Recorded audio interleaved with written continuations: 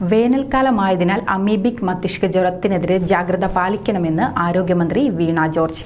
വേനൽക്കാലത്ത് ജലസ്രോതസ്സുകളിൽ വെള്ളത്തിന്റെ അളവ് കുറയുന്നത് കാരണം ചെളിയിലെ അമീബയുമായി സമ്പർക്കം കൂടുതൽ ഉണ്ടാകാൻ സാധ്യതയുണ്ട്.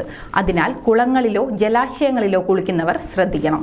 വാട്ടർ ടാങ്കുകൾ ചെളി കെട്ടിക്കിടക്കാതെ വൃത്തിയാക്കണം. സ്വിമ്മിംഗ് പൂളുകൾ, അമ്യൂസ്മെന്റ് പാർക്കുകൾ എന്നിവിടങ്ങളിലെ വെള്ളം ക്ലോറിനേറ്റ് ചെയ്ത് ശുദ്ധമാക്കണം. ഇത്തരം ജലവുമായി ഏതെങ്കിലും രീതിയിൽ സമ്പർക്കം ഉണ്ടായിട്ടുള്ളവർക്ക് തീവ്രമായ തലവേദന, പനി, ഓക്കാനം, ഛർദി, കഴുത്തുതിരിക്കാനുള്ള ബുദ്ധിമുട്ട് തുടങ്ങിയ രോഗലക്ഷണങ്ങൾ കണ്ടാൽ ഉടനടി ചികിത്സ തേടണമെന്നും മന്ത്രി മുന്നറിയിപ്പ് നൽകി. സംസ്ഥാനത്ത് ഇപ്പോഴും അമീബിക് മസ്തിഷ്ക ജ്വരം റിപ്പോർട്ട് ചെയ്യുന്നുണ്ട്. 2024 38 കേസുകളും 8 മരണവും, 25 12 കേസുകളും 5 മരണവും ഉണ്ടായിട്ടുണ്ട്.